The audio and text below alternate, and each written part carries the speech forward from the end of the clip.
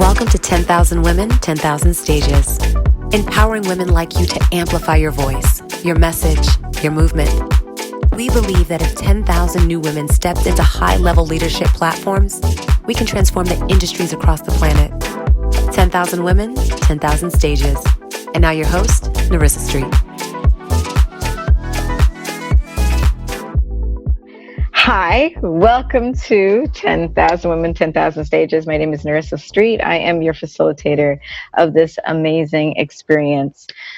Each time that you sign into us here, we are doing one of two things. We're either sharing some uncommon, compelling, authentic, and transcendent resources or insights for you to amplify your voice and get you to the places where you need to go so that we can change the paradigm of leadership on the planet. Or we are interviewing women who have done that, people who have taken that step and to amplify their voice and to tell their stories in an amazing way. I am so happy to introduce to you the incomparable, and you're going to make sure that I pronounce your last name correctly, the incomparable Michelle Touro. How are you? Yeah, I'm good. Yes, you got it on first time. Awesome. That's awesome. So Michelle, you have a really amazing background, and I'm really interested in bringing you to our audience because I think people need to see how the background that you have can be leveraged into the work that you're currently doing. So tell us a little bit about yourself, please. Well, I am from New Orleans, born and raised in the heart of the city. Like I grew up a mile from the river. I'm from the 7th Ward, which is a very historical space in New Orleans. But I have just maybe in the last 5 years realized that I was an empath. And, I didn't know that getting a degree and working with kids in early childhood and then even with my human development, just really understanding human behavior was going to play a part in me writing my first book and then working on several other projects that are coming out soon. I really did not realize how that was helping me, and I didn't know how the universe was intervening and preparing me for such a time as this. Wow. Okay, so for people who are not sure, tell us what an empath is. So an empath, the easiest way for me to describe it is that person that cries at every Hallmark commercial. But I pick up on people's emotions. I can read a situation, not necessarily for what's right in front of me, but like body language. I can almost kind of like feel someone's spirit, especially when they're going through something. I am just overly considerate. My husband likes to tell me that all the time. Like, even with asking people to do things, I'm always considering how is it going to affect them? How is it going to make them feel? And I think that for me, I just go a little above and beyond, considering the whole person, how they feel in the situation. How is it going to benefit me? And is it worth me putting them in a space that may make them feel uncomfortable, sad, whatever the case may be? So I really, it's easy for me to pick up on people's feelings. Wow. So I'm hoping that the audience is really hearing that. I'm hoping you're recognizing that some of you may be exactly like this. And what I'd like you to lean into is, as an empath, what are some of the struggles that you've had so that people can start to hear, and feel like they're not alone? Tell us a couple of the struggles you've had. Just, sometimes it presents itself as fear because some people don't understand, especially with body language, how they will put up a wall and they won't even know it. And so from my perspective, me seeing you put up a wall, I'm thinking, you know what, this person is not approachable. And so that also makes me take a deep dive. Well, did they have a bad day? Did something happen to them? Did something happen to a loved one? Why are they, presenting themselves to me in this way. And a lot of times I won't ask.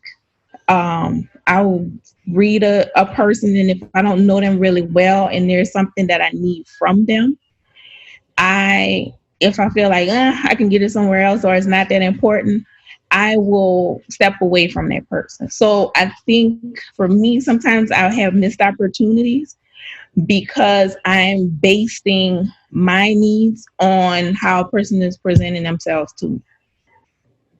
Ooh, ooh, ooh. So I'm saying ooh, because how many times, and I just want to make sure the audience is hearing that, how many times have you not communicated your needs based on what someone is showing up as? And so there's definitely some missed opportunities for us to, as nurturers and healers and people like that, sometimes we have a need and we have an opportunity and we miss it just because of something we're reading off of someone else, when sometimes just your communicating your need will shift someone, right? Mm-hmm. So people need to hear that. So don't be afraid to speak. So, oh my goodness. So Michelle, how are you moving through and pushing through that? Well, again, like right now, everybody's talking about your energy and protect your space. I think empaths have been doing that their whole lives. And for me, I'm now pushing myself to break down the barrier if there's something that I really want. So now when I approach people, I'm approaching them as genuinely as possible, even if, they're coming across as having a wall up. I put on a smile. I try to greet them in a manner that's welcoming, even if they're in a combative stance or just like, I'm going through it, I cannot do it today. I try to lighten the mood as I approach them to ask for the things that I need. And it's a process. Oh my gosh, it's such a process. But I'm trying to learn as much as I can as to how to approach people that sometimes make me feel uncomfortable, because there are things that I need. And because I'm open and I allow people to approach me to feel their needs, I feel like if I'm putting that energy in the universe, I should be able to receive it from others as well. So fear, just stepping over it, is a constant battle, but it's getting better. Yay, that's awesome. That's awesome. Yeah. Feel the fear and do it anyway, they say, right? Yes. So, but yeah, I mean, it's feel the fear and make friends with it, as what I like to say, because I think fear is also it's also an indication that you're about to break through an inner barrier. Oh yeah. So I think this is great. Oh my goodness. So coming from that stance of being an empath, your background is in human development, like you said, from birth to death, you know. Mm-hmm. So tell us how being an empath has informed now that work. Well, right now I'm a teacher. I'm teaching kids that are ages 9 and 10, because I teach fourth grade, and I teach writing. Um, and I teach in a low income area, but it's a mix of kiddos from everywhere because we have a gifted and talented program as well. So I have kids who have nothing, and then I have kids who are blessed to have everything that they need. But for me, every morning I greet my kids. I mean, before the pandemic, they knew, no, you cannot, when I open the door, for y'all to come in first thing in the morning, absolutely not. I'm looking at your face. I'm greeting you. Good morning. That way I can kind of read how they're coming to me.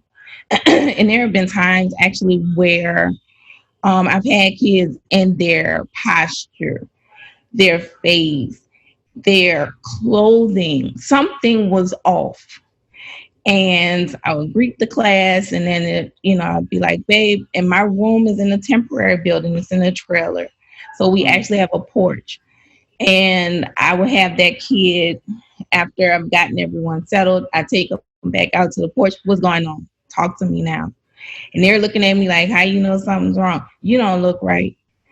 Your energy is off, your aura Mm-hmm. is dark. What's going on?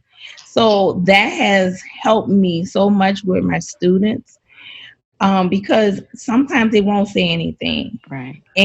But then when they realize that I've picked up on it, they open up. I allow them to express themselves, cry, sit outside, take a time out, whatever they need to do so that they can be successful that day in class. And I think that approach, along with I have a large Hispanic population that I serve in addition to African American students. They are very, very spiritual. And because of that, and because I believe in a great creator, I believe in God, I pray in my class. And I tell parents that. And what has also helped my students, because I talk to them about being nervous, about being afraid when they're taking a test and there's this pressure. I talk to them about prayer. And what I started doing was anytime we had a big test, some type of benchmark we had to take for the district for them to look at test scores and to look at statistics and not actual children, we would pray. And it got to the point where one year I was absent for an illness. And my kids were used to me praying. One of my coworkers actually called me, had me on speaker, and I can hear my kids saying, "Are you gonna pray with us?" Like, Wow. and once they leave my class, I will have like those fifth graders, and it will be the state standardized test day, and I'd be like, you know what to do, pray. You get lost, you pray. And they always, even now, they come back to me, to the school. They're in high school. Some of them are now in college. And they talk to me about how that has actually helped them, to learn how to take a moment to say, Lord, I need help. I'm lost, because he's giving you everything you need. So all you have to do is tap into it. So that has been a tremendous help in working with kids, and even being a leader for my team, knowing my colleagues. And when they come to me and they're not quite right, like my brother has teased me forever. He's like, why you always have these friends with problems? I'm like, you know what? I don't know. But if they need to come talk to me, vent, figure things out, then I'm gonna allow them to do that, because when they walk away, I feel like I've done something that changed the direction of their thoughts. Hey, this is a great episode, right? Want to carry the insight from our show wherever you go? Visit myjoyisvaluable.com for the best resources that we've gathered that are inspired by expert guests. Find support for your business, tools to organize your life, and more. That's myjoyisvaluable.com.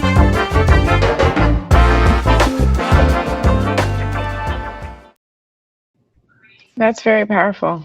And I think for us to have this space of being okay to being used, just being used for someone else's betterment. Because one of my mentors said that whatever you give away, you give the copy of, right? You keep the original. Mm-hmm. So if it's anger, the anger is going to be in you as well. If it's love, if it's joy, the joy is going to be in you as well. So the fact that you're able to stand as something that just says, hey, there's something bigger than you that you can reach into, that's got to be great for all the children, to help them build resilience. Yeah. So how does that inform you now, writing this beautiful book, When Hearts Collide? It makes me tap into my younger self, because I'm writing about 20-something-year-olds. So it just takes me back. I think that for me, another component is music. Like, how people say music is the soundtrack of your life. I can literally tap into something and I'm back where I was when I first heard it, or if it had a significant moment, because this book, along with the rest of them, they all have soundtracks. And so it's like when I actually um am writing, I'm listening to music. And the music dictates the feeling, because for us that's what happens. If you want to, have that boss feeling, especially now with these millennials, I know for sure they're cranking up Cardi B, Megan Thee Stallion. You Right. know, for me, I'm trying to have that boss moment. I'm going into Lil Kim, Mary J. Blige. And the thing is, yeah, Yes. old school, but it's standing the test of time. But it Yes. it gives me that rhythm of the character, that mood in that moment. And it just literally, once I put something on, I'm feeling whatever they're feeling in that space. And so that helps me so much. So I think that, and then too, just thinking about human behavior, how do you want that, if you're in an ideal situation, how would you want someone to react to you? How do you want them to receive you? So I feel like relationships are very important for the characters that I write. I want them to have intimate relationships where they can be transparent with their best friend, their mom, their lover, whoever it may be. And so I take it from that standpoint of how, if this was an ideal situation, if we weren't dealing with things like a pandemic or dealing with things like police brutality, just living, existing, and being. And so, not necessarily sugarcoating the things that are happening now, because absolutely they're relevant. But also, I realize, especially being a fiction writer, I want people to have this feeling of, yes, I want to step back for a moment. I just need to breathe. And I want a beautiful story. And I just remember like my mom being so obsessed with J. California Cooper. And every time she came to New Orleans, Mm-hmm. my mom was there. And when she went to bookstores, she would take me with her. But she also let me read whatever it was that she had. And so I'm 10 years old reading Homemade Love, and I still have that book. I've given it away, but she was just so organic in how she wrote her characters. And that's what I wanted for my writing, which is something I never even thought I would do. It just Mm. kind of came to me when I was in grad school. It's like, yeah, I'm going to write this paper. And then, ooh, I think I want to write a story too. And it just came to me that way. Wow. Yeah, Jake California Cooper has very, just very, like, you feel like you're right in there with the characters. Yes. So yeah, her name has been said in a lot of the circles that I'm in, and I remember just devouring. She has a short story collection. I just remember Yeah. Homemade just Love. Yeah. blowing through it. Homemade Love is, Yeah, yeah. oh my So God, that is amazing. And then yeah. even They Lay Dollar Short. Yep. Oh Yeah. my God. Yeah. Just the thoughts of that too. Yeah. It was just amazing. So take us through your process. So I mean, you're a teacher, and I am as well. So I understand it's not like we have time. It's not like there's time just laying around. Mhm. So so take us through the process of how you go from studying human development and teaching to now taking time to write. So how often do you write a day or a week or Um, writing I process? try to give it a couple of hours each week, but honestly, if something hits me and I'm not in my car, I will probably just start typing right then and there. I Mm, have so many notebooks, scraps of paper in my car, because again, music is my muse. mm. And so I will be listening, I'll be driving somewhere and something comes on, I'll Shazam the song. And then I'm like, oh my God. And I will scribble something in my car. Like I I literally have to have a notebook in the car. Shouts out to Shazam. Shazam needs to sponsor my podcast because when I discovered Shazam as an app, like I could just put my phone Hmm. in the air and I catch the what?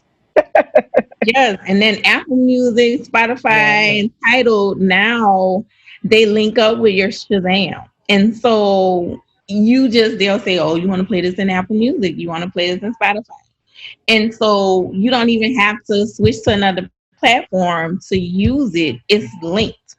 And so I love that. But Like for me, if something really just hits me, if I may sit down for like 4 hours and just write. Sometimes I don't write at all, but I'm listening to the music and thinking out the scenarios in my head. Like, oh, they're in the club right now, or they're at home. She's in the kitchen cooking. This is what she's playing, and then kind of go from there. It might be 2 days later after I really process what it is. Then I sit down and write it. So I'm not your typical writer where I have, just a note board and I have all these little pinpoint things planned out. I really just allow the music and the characters to talk to me. And the thing is, because of that, sometimes they wake me up in the middle of the night. So I have to have, thank God for Microsoft Word adding that dictation. Okay. I have gotten up because I have pens and notebooks, journals next to my bed, but it's gotten to the point where now I just pull out my computer, whatever I've dreamed about, whatever character is speaking to me about. I just hit dictate and just speak it out and then look at it in the morning because I want to capture those moments. So it's just basically, just how it hits me. That's fantastic because you are actually the first writer I've interviewed who has said, just do it when it hits me, and I think it's important to highlight a story like that because most people feel like, well, I need to be able to set up a certain amount of time every day, and to know that you can, you just open to the spirit of writing. Mm-hmm. So what I did here, I'm going to pull this out. What I did here is a few things. You set systems in place to align with your personality of just, allowing the music to hit you. So some of the systems are the dictate, the Microsoft Dictate, which is great. You have pen, paper, various places where you tend to get the inspiration. You may have a place in your car where you got that as well. So, for those of you who are considering writing, connect with that and know that, just keep things, if you don't have a practice, like a daily practice or a weekly practice, then at least still put things in place to allow you to write whenever it hits you. So I love that. So where'd you get the inspiration for this particular story? So, this story, I kid you not, I was in grad school. My husband gave me a Kindle. I didn't have a Kindle. My mom had a Kindle for years. I was that kid, and as an adult, I even had a little miniature bag that said book bag. And so I would have my purse, and nice. I would have a bag with my books. I still have that bag. That bag is probably like 30 years old. Shouts out to the book nerds, right? And a supportive husband. Go ahead. Absolutely. And after I had the kids, just juggling that full-time job. And now I'm doing grad school, although that is such a blur. Like my husband would be like, it's 2:00 in the morning. What are you doing? Oh, I have a paper. When is it due? At 6. And he's like, you just started like 2 hours ago. Are you going to be? Yeah, don't worry about it. Like I breezed through grad school. That was nothing but God. But in between reading. Wait.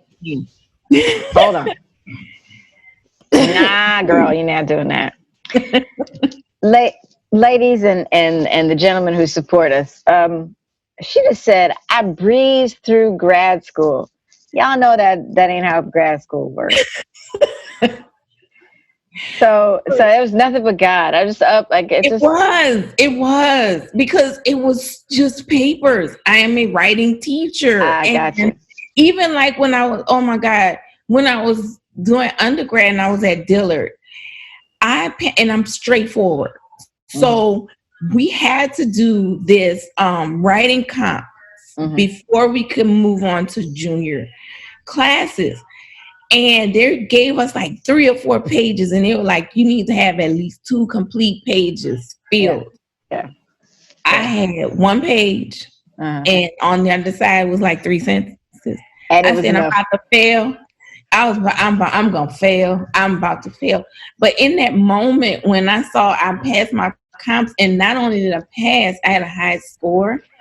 it showed me that fluff ain't all Right. that you need. Right. You know, if you can get straight to the point with a lot of things that you do, you're good. And for me, with grad school, I guess I was just in a different mindset of getting to the end. I know I can do this. And even though I had to do all this research and things like that, it wasn't as hard as I thought it was gonna be. Did I you mean, love what you were studying? now I can tell you this: I have a master's in educational diagnostics, which means that I can test people and tell you how gifted they are, Mm-hmm. or I can tell you their deficiencies. Halfway through my program, I was like, I don't want to do this. I don't want to. I don't ever want to have to sit across from a parent because of who I am. I'm sitting there crying with you because I'm telling you that there's a possibility your child won't get past a second grade learning level. Or I'm sitting there and I want to fight you because you're telling me that you don't know why your child has all these deficits, but I see you showing me all the signs of a drug addict. Like it was too many different parallels. And again, me knowing that I could pick up some of the foolishness. Wow. And I was like, no, but whatever I start, I have to stop. And I realized in that moment, yes, this may not be something that I want to do when I'm complete with this degree, but my children are watching. And I'm like, if I'm going to start something, I need to finish it, because in the end, even if I don't use it for what it's designed to be, I still have accomplished another level of education that's going to help me in another way. And so for me, I had to push forward because it turned into, I have to inspire my kids to push through even when you decide, And I know there are going to be some things you just like say, forget it, I'm not doing it. And you're absolutely fine with that. But as far as education goes, I was like, I could do it. And so I did it more for them. That's a good thing to acknowledge, that sometimes we take on some things and the benefit of them is for the other people around us. And also, I mean, I don't know if you're in I don't know if you're in you say that you're a classroom teacher, but I mean, I would think you would be one of the best people to have to tell somebody about their deficiency, because I feel already, just feeling your spirit, how much you advocate for the students in your care. So, I mean, I'm glad you're in the classroom, because we definitely need caring, loving, empathic, or empathetic, and empathic, actually, teachers. But also, I think, more should be acknowledged with that. So I'm sorry. So bringing it back in, you were telling us, so where did the inspiration come from for this particular story? Just remembering how I was at that age. Like I was, reading in between papers, reading in between study. And that was when, Amazon still had a plethora of free books. Everybody was still new to the ebook space. Everybody was producing things. And so sometimes I would get a book and, oh my God, I couldn't get past the errors, because that's the English teacher in me. Even though the story was really good, I was like, this, you gotta be kidding me. But then I would pick up some books. I would discover some new authors, and they would be such wonderful stories. And I started thinking, I could do this. This is not that hard. I think I can do this. And so probably like midway through, I started, Lacey just started talking to me, and I could just see her. And I pulled from my experience when I was in college, because when I was in college at Dillard, I worked at the Marriott Hotel, which is on Canal Street. If you've ever been to New Orleans, that's the main street for parades, the main street that will lead you to the quarter, to the river walk, the casino, everything. So Lacey so much. started talking to you, so. Yeah, Lacey was like, I'm doing this. And the thing is too, I appreciate my parents for allowing me to find myself. Because before I was at Dillard, I was at school in Florida, trying to be a forensic pathologist of all things. But I got to see that side of the tourism industry that I hadn't seen, and thinking about how being in a space where this is the most magical place on earth is, and having a roommate that was aspiring to be one of the characters. Oh, wow. That walked around the park. Yeah, it was really interesting. And so I pulled on that, and then my experience working at the Marriott in creating Lacey, because this is a young woman who is working, in hotel and restaurant management. She's about to graduate, and she's taking an internship in Orlando. She's already set forth this thing. She's got her life planned out. This is the next step for me. When she has this car accident trying to get to work, I mean, it just propels her life into a different direction that she had no idea that she would be thrust into. But then at the same time, she lands in the space that she's been studying to be a part of. Wow. So, meeting that love, he actually owns the hotel, which she doesn't even know about. Wait, don't give it all away. Don't give it all away now. Hold on now. So it's When Hearts Collide. She's not going to give you all the juice. Go ahead and read the book. Yeah, but that collision is a literal collision with them in a car accident. They, literally collide together. And I love Octavia Butler too. So I put a little twist in there.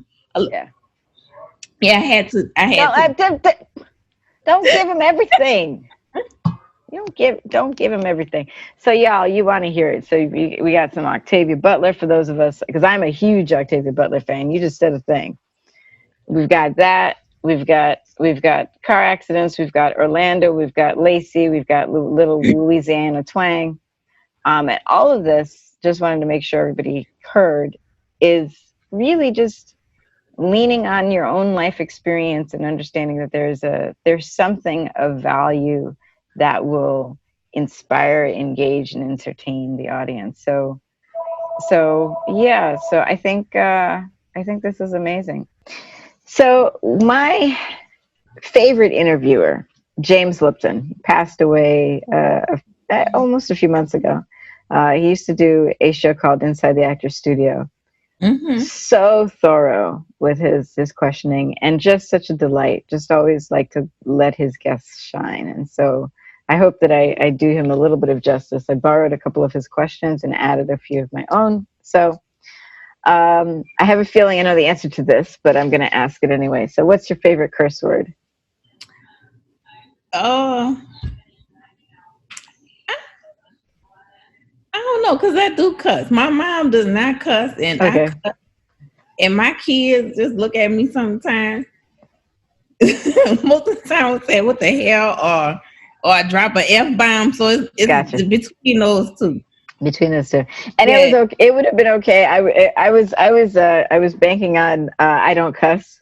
So I've gotten that as an answer too. So yeah, so hell or the F word, no worries. Okay, so what's your favorite quote? You have to go the way your blood boils or runs, from James Baldwin.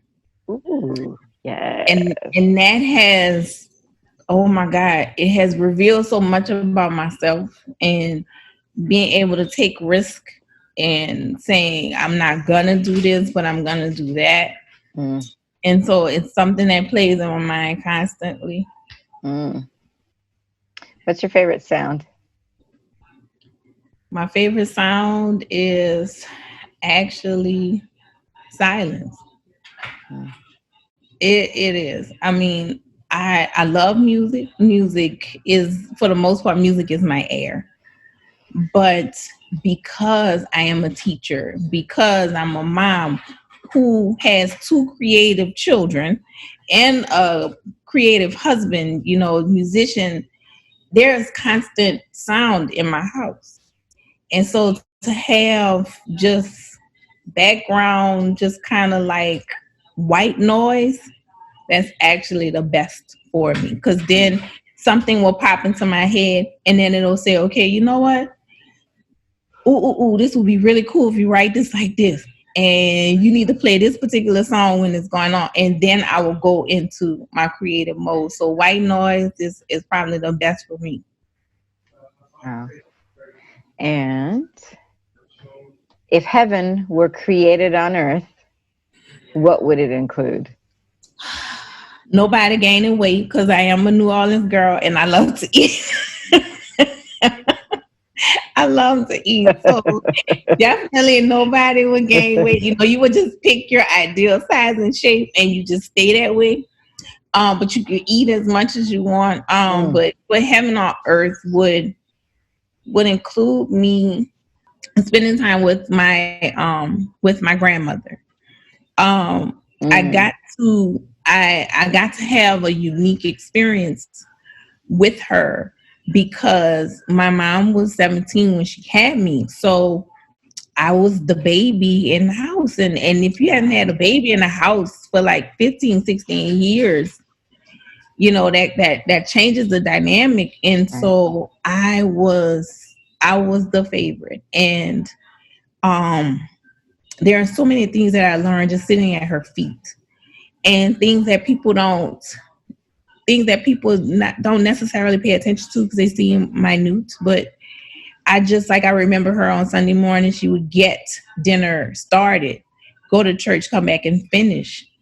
But I would watch her change clothes, and she didn't want to mess up her makeup, so she would put her bonnet on her face so that her makeup would not get on her clothes.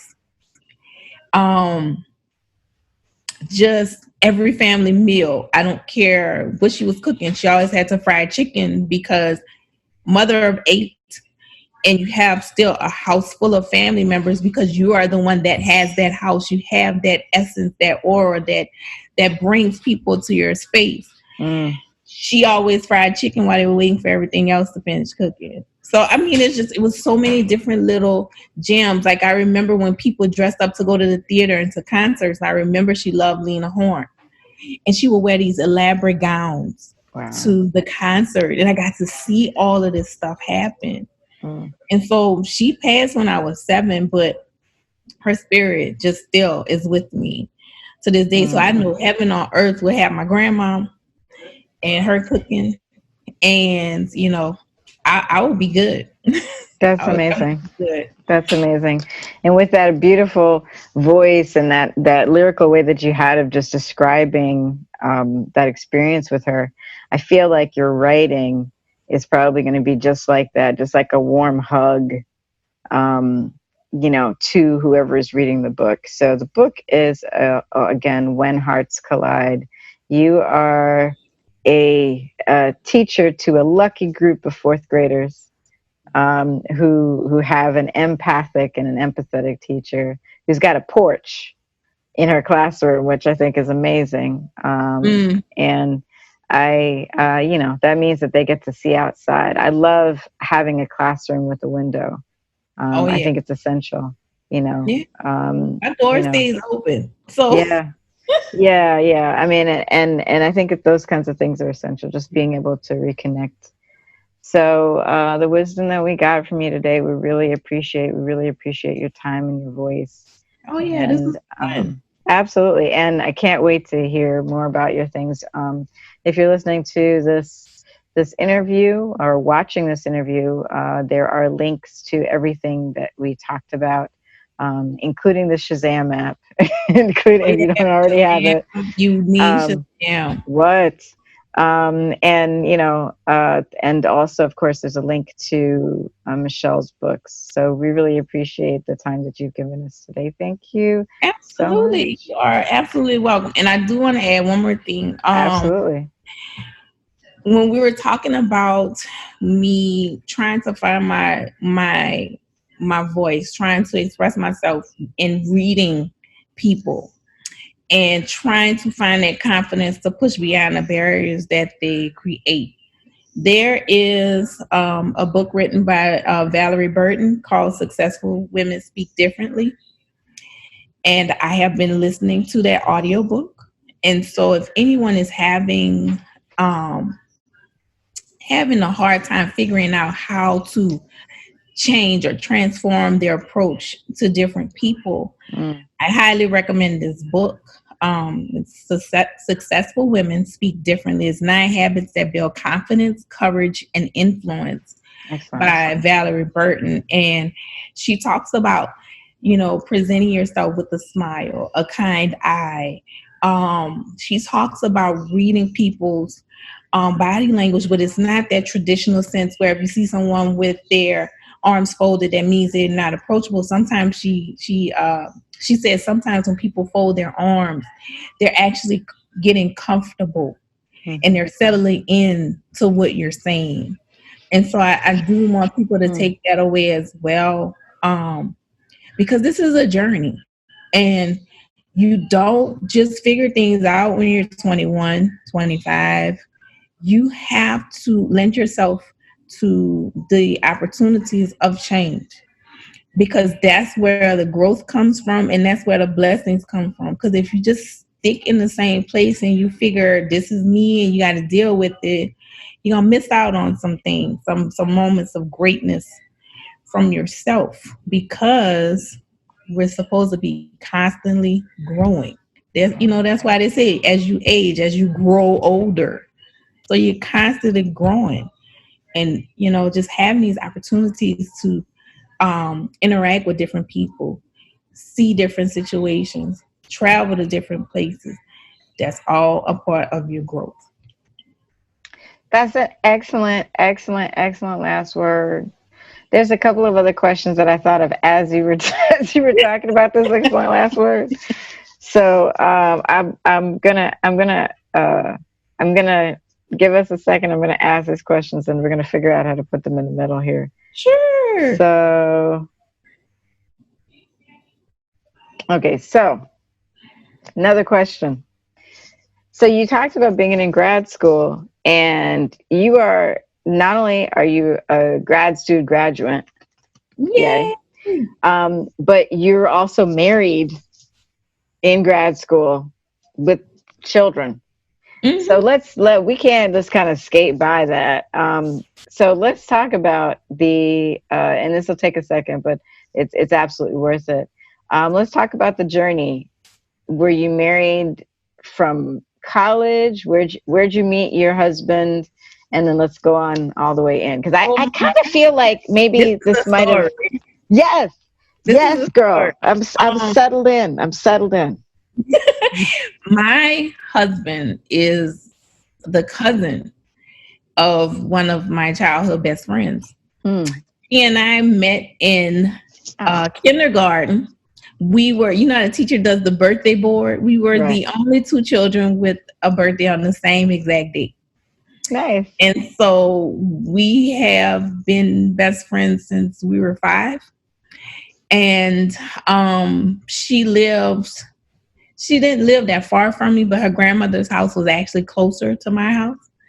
And so I would hang out with her when we were teenagers, 12, 13. I would be at their house, because in New Orleans, typically once you walk into somebody's house and they say, "How you doing, baby? Who your people?" And once you tell them who you are, that's a wrap. You are a visitor one time, and from then on, you are a family member. And his family has such a collection of phenomenal people who cooked, who gave wisdom. I don't know how many times I sat at the table and listened to them talk in the family room in the back, or had conversations with his dad, just some of the little nuggets he would give me as he was passing through.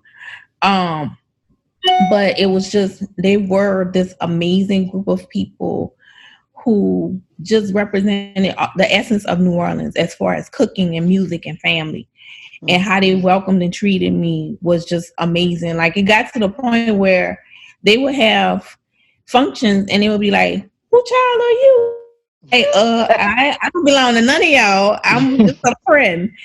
But I had a crush on my husband probably from like 12 or 13, but I never Wow. said anything because his cousin really was the only girl cousin. And so when I would come over, she just wasn't by herself with all these boys because Right. they literally just drove us nuts as boys would do.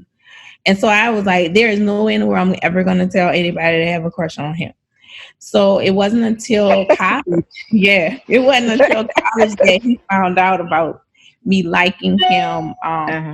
She was getting married, Mm. and we were both in a wedding, and I hadn't seen him because he was away at school, and I had returned back, and I was heading to Dillard, and so um, we were at the rehearsal, and he just kind of was talking. We were getting caught up, and so the day of the wedding, my other best friend, he's a guy. Mm-hmm. He just was like, "I know you like him. Go talk to him. Give him your number." And I was like, and he just literally was like, "You need to go give him your phone number." And we danced together at the reception. And then it just, once he got my phone number, that was it. He was actually home on an internship. So we were able to, you know, grow our relationship before he went back to school at Southern in Baton Rouge. So He probably yeah, likes it's you too. So that's how when they send the brother over, like, go talk to her for me, man, because she cute yeah. and I'm not sure what I want to say. So he Uh-uh. likes you too. He told me, he was like, you just was different. I don't even understand how y'all best friends. You just was different. You didn't dress like that. You ain't really talk like that. I don't understand. He was like, I thought you were bougie. I was like, no, I was not. He's But saying all that because he couldn't help himself. He's like, she's so cute. Why I gotta like the different girl? yeah, it was just like once we were adults and actually interacted with each other, he was like, "Man, I noticed you had to put on a little weight. You was starting to look real good to me." I was like, okay. "Oh my God!" But my husband is amazing. He's amazing. When I told him I wanted to go back to school, he was like, "Okay, we're gonna figure it out." But this is somebody who revealed to me years after we got married, because at 19 I was told I couldn't have kids. Oh, And wow. so I told him when we started dating, hey, I can't have kids. So I'm telling you this now. You can decide what you want to do. Right. I definitely don't want to, us fall in love and you want to have kids, and that can't happen. And Right. so he told me he used to pray over me at night for God to heal my womb. Yeah. Yeah. Oh yeah. Yeah. So my husband Yes. is amazing, even though I don't tell him that as often as I should. He is amazing. Yes. Yeah. hmm Yes. Yeah. Yes. hmm Are you kidding me? I'm telling you, I hope y'all heard that. Did y'all hear that? All right. yeah, he's amazing. I mean, the thing is, when I was in grad school, if he had to get the kids and things like whatever had to happen so that I could be okay with school and work, he made it happen. And I'm a ram. Wait. I'm sorry. Continue the story, but I want to make sure I remember to ask a question. Go ahead. I'm sorry. Go ahead. Okay. So, and the thing is, I'm an Aries. Mm-hmm. So I kind of like just go full speed ahead, Mm-hmm. and then I turn around and be like, oh, my bad. Like, you know how you say, don't ask for permission, just ask for forgiveness. That is the essence of who I am. I jump to conclusions really quickly. I mean, I got this. Yeah. So We like soul sisters. You just didn't know that. yeah, that's just so crazy. But it's just once he said, yes, you can go to school. We got this. We're going to figure it out. He made it happen. And he would stay up with the kids. And the thing is, I don't know. He's that once in a lifetime type of guy. And so even with the love interest of Lacey, I had to pull elements from him and my brother, because they are two of the most amazing men that I know. Mm. And so yeah, that's how I built my male characters. And I love my daddy. I love him. Shout out to my daddy. But as far as, personifying, especially for these times, the type of men that women would want to not only love them but support them, both of them are like the epitome of the ideal guy. That's, I'm so happy I asked this question. So here's the second question to dig in further. Mhm. The children. You mentioned you had children. They're very creative. Yeah, so we got married 2002. My oldest was born in 2003. Yeah. Um and then my youngest was like 2007. So, them telling me, "Oh, you can't have kids." And then I talked to the women in my family, and this was all linked to, and I will say this was linked to my thyroid. Mm. This is why I left college in Florida. Um, Something triggered my thyroid disease. Wow. I had been in a bad car accident with my roommate. And I don't know if it was a medication they gave me or just the trauma of the accident, but I had gained the freshman 15. I mean, I was obsessed with Philly cheesesteaks and pizza. Wow. That's what I was living off of in college. So I definitely gained the freshman 15. But after that car accident, it was so traumatic. I started losing weight. And I had gotten down to like maybe 110 pounds. Mm. And I'm 5'6". So 110 pounds, I look like a skeleton. And so I had to go home. And going through almost a year and a half of tests and them not figuring out what it was, but then also medical community. When you're dealing with people of color, you need to listen to them. Mm-hmm. They kept coming in the room and they would say, "Do you want your mom in there?" And I was like, "I don't care. My mom's a respiratory therapist." And, she's very knowledgeable about so many things related to medicine. I was like, "I don't care if she's in here." But there were times they were like, "Mom, we'll bring you in a few minutes." They kept asking me, "So you sure you don't have an eating disorder? You're sure you're not bulimic?" And I'm like, Wow. "No, I'm not." But it took them like a year and a half to really truly figure out. And it was probably about 10 different medical professionals I went through before they finally figured out I had hyperthyroidism and I had a goiter.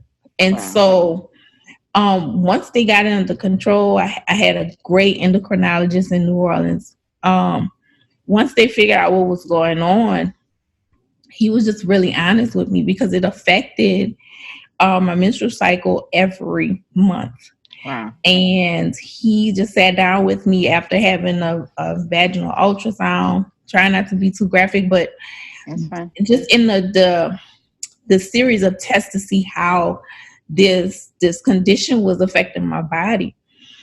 They discovered that my reproductive organs weren't functioning normally. And so that's how they came up with the diagnosis that you probably won't be able to have kids. And so, just kind of being transparent, honest with my husband about that, but then him saying, "Okay, that's what they say, but I know somebody else that has a final word." But was Yes. praying over me. Yeah. And so my kids are now 16 and 13. And my youngest plays the guitar. He's an actor. Mm. He is a caveman, and I say that because he is just like me. He's a homebody. He loves to be in his space, and so he has designed his room to have everything he needs, so he never has to leave. His guitar is in there, his computer, but he's so creative and so sweet. And my oldest is a fireball. He is so intelligent, so knowledgeable about things, so outgoing and outspoken. and he's been a DJ since he was 9. Wow. Well, yes, getting paid gigs, honey. Like, I'm like, okay, mama need to rethink her life choices because you getting paid $150 for people to dance. Maybe I need to do something else with my life. But he also is an actor as well, and Beautiful. yeah, he's like, I'm gonna be a business owner. I'm gonna figure this thing out. And they've watched my husband, who he's been a musician since he was like 9 or 10. Wow. And even though he has a corporate position, he's been playing music in a band since 2005 here in Houston. They provide the brass band music, the soundtrack for people's weddings, funerals, birthdays, store openings, whatever, just so people here in Houston can have a flavor of New Orleans. And my kids have watched all of these things unfold. And so my house is just full of creatives. And that's why I embrace white noise so much, because the life of my house is the music, is the sounds that they create. And sometimes it's like, y'all just stop. Mama done had enough today. I need it quiet. But I recognize that that's just like music is my air. That for them, or even, studying, like my youngest loves to watch old movies. And then he'll tell me, mom, like something he told me, I don't know if it was an Indiana Jones movie or something else. He told me about how they did a particular scene to not disturb the animals. I'm like, boy, who knows that? That sounds like a Jeopardy question. Like, why would you be sharing it? But they're all so creative in their own way. So Well, yeah, my house. if he knows how to do that, he's going to have a job in Hollywood at all times, because one of the big things in Hollywood is location management.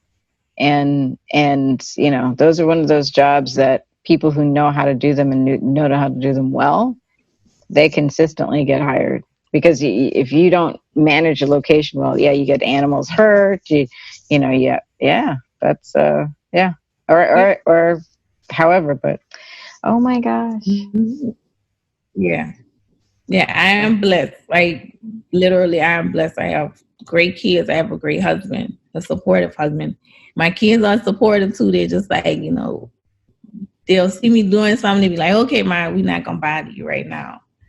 But they also remind me of how they really are gifts to me, because I'm not my love language is not touchy feely. mm-hmm. But these children, especially my oldest, and I think that's because I nursed him for almost a year, he hugs and kisses me several times a day. Wow. Yeah, he just does. And even at 16, where you figure they're just like, leave me alone, I'm good. Yeah, he constantly tells me he loves me. He hugs and kisses me every day, all the time. Maybe he's an empath too. I think he probably is, because he can read a situation really quickly as well. And what I will say is too, being an empath and kind of being able to read situations and people's behaviors, it can also be funny.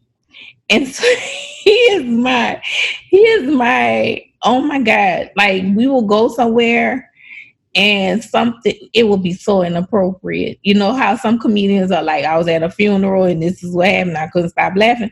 Yeah, he will give me an eye and I will like, don't look at me. We will just break down at the most craziest moments. Like he is just, he's a mess. He is a mess. Mm-hmm. That's awesome. Wow, thank you so much for sharing your family, your words, your insights, your light with us. I can't wait to share When Hearts Collide with my audience. I'm hoping that it is the first of many. Yes, I am working on some other projects. So yes. Very good. It's the first of many writings. And you made me miss New Orleans. You made me miss it. I mean, friends of mine have talked about it. You know, you go there and that just feels like a warm everything. Yes. It feels like a warm embrace. And the people there are amazing. And then y'all have the nerve to have like the food And the music. That's Yeah, just the nerve to have the food and the music. And my background is in the Caribbean, and it's like you feel like, oh, oh, this is like another island, because yeah, it's just the same kind of, the people are the same people. Who are you people?